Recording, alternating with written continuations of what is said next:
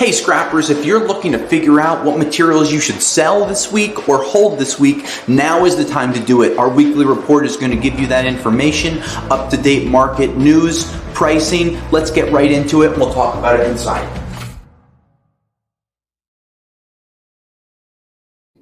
Hey scrappers, it's Tom from iScrap. Today is Wednesday, February 22nd, 2023.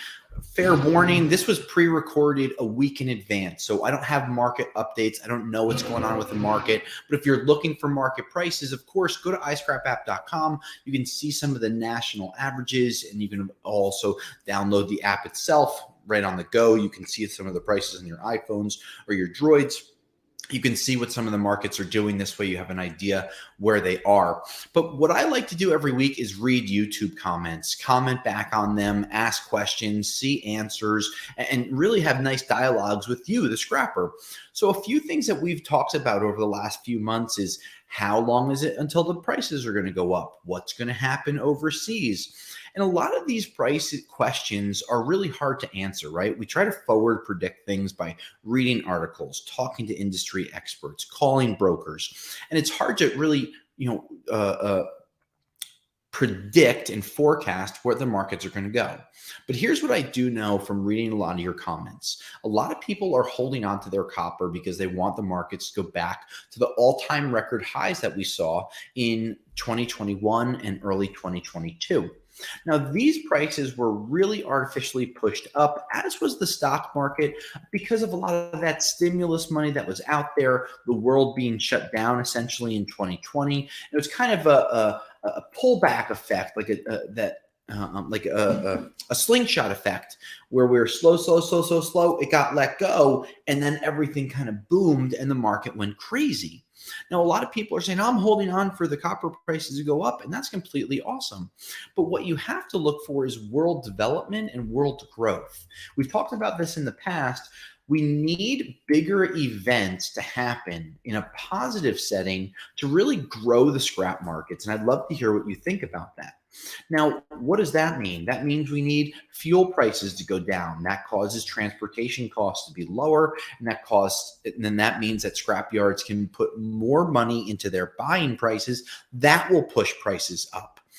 We really, while you may disagree with the electric vehicle push and the electrification of the grid moving away from natural gas and coal and towards renewable energy, even if you agree or disagree, what that needs is copper.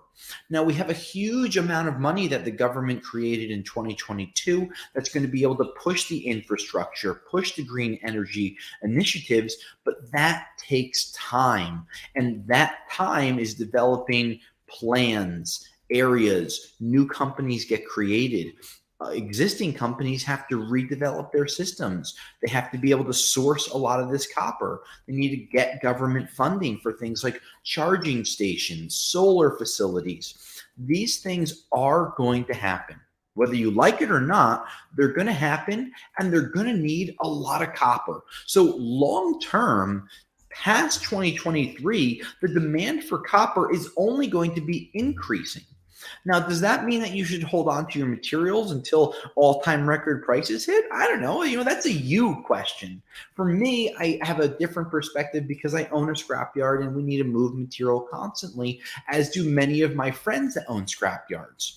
But going forward, the demand for copper, the demand for aluminum is increasing as electric vehicle growth hits, as companies are moving away from steel panel doors to aluminum panel doors. This way they have lighter vehicles as they start to put these massive battery packs on the bottoms of these cars. Talking about the battery packs and the lithium ion, there's no good downstream vendor that buys them. There are people that are creating companies that are recycling these batteries, trying to shred them environmentally safely, and then be able to renew them and recycle them into new products. But it's not like copper. It's not like steel. You can't just drop it into a furnace, melt it down into ingots or new rolls, and then shoot it out there. It's a completely different process. I've seen videos posted on YouTube where people take AA batteries, they open them up, they unroll the lithium, they throw a ball of it into a little tub of water, and it catches on fire. So think about having that inside of a shredder that's a big problem for fires, right? For safety. So the electric vehicle push is going to be strong. It's going to be out there and it's going to stink for the catalytic inverter world, but we are going to see further demand for copper, aluminum, lithium, and then the recycling markets for some of those specialty batteries will have to catch up. So going into the end of the first quarter of 2023, I think that we had a really positive 3 months, or we're having a positive 3 months. We saw the markets uptick, steel prices stabilize, and overall, I think that we're still going to have a great 2023. And it might not be an all-time record, but we're going to see strong prices for the year.